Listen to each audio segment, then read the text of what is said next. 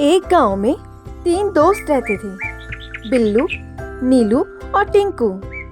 तीनों एक साथ स्कूल जाते और एक साथ ही बैठते थे।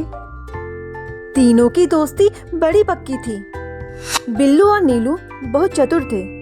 कोई भी काम 2-3 बार सोचकर ही करते थे। दूसरी ओर पिंकू बहुत लापरवाह था।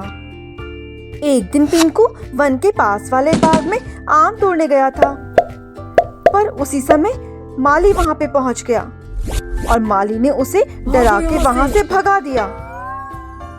फिर एक बार पिंकू बिल्लू और नीलू के पास आकर बोला, ओ बिल्लू नीलू, आज हमें आम के खेत में जाना था ना, क्या भूल गए? अरे हाँ, पर उस खेत पे पहुंचने के लिए हमें उस वन को पार करके जाना होगा ना। केवल वही नहीं, वहाँ पे बहुत सारे जंगली जानवर भी हैं। नहीं बाबा नहीं, मैं नहीं आ सकती, मुझे डर लगेगा। अरे भाई, वहाँ कोई जंगली जानवर नहीं है। सभी लोग रोज उसी रास्ते से तो आते जाते हैं। चलो ना, चलते हैं। पिंकू, लेकिन मैंने अपने माँ बापों को नहीं बताया, और जब तक हम आएंगे तो शाम हो जाएगी। फिर कभी चलते हैं। ओहो, तुम सब कुछ माँ बापों से पूछ के करते हो क्या? अगर तुम उनसे पूछोगे तो वो तुम्हें अनुमति नहीं देंगे। चलो चलते हैं।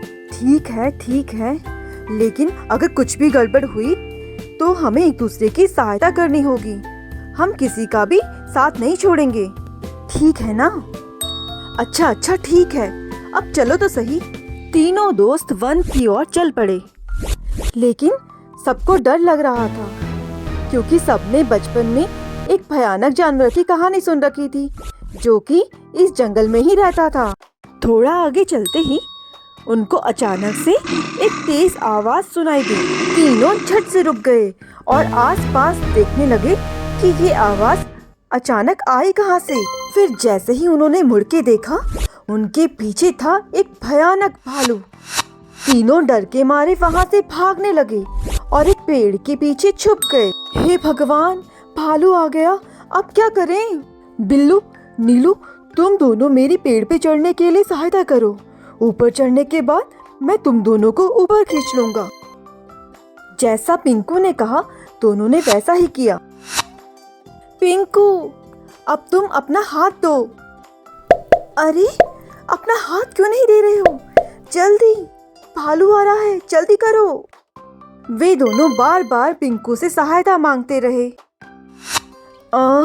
वैसे यहाँ एक ही बैठ सकता है, तुम लोग कहाँ बैठोगे? बिल्लू और नीलू को पिंकू के ऐसा बोलने पर कुछ समझ ही नहीं आया और भालू और पास आने लगा। मेरी दोस्त नीलू, अगर हम जमीन पर पड़कर मरने का नाटक करें तो शायद भालू हमें कुछ नहीं करेगा। तुमने सही कहा। बिल्लू और नीलू जमीन पर पड़ गए और बिना हिले मरने का नाटक करने लगे।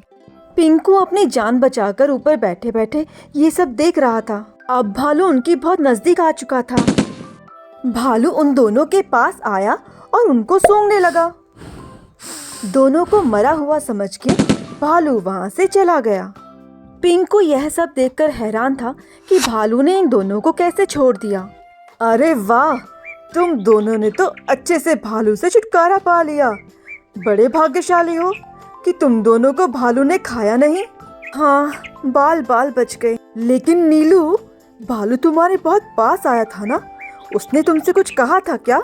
हाँ, उसने बोला कि तुम जैसों से कभी दोस्ती नहीं रखना। अब मैं तुमसे कभी बात नहीं करूँगी।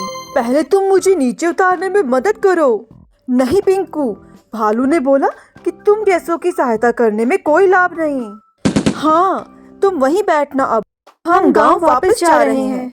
दोनों निराश और गुस्सा होकर वहां से चले गए। पिंकू अकेले ही उस पेड़ पे बैठा उन्हें देखता रहा।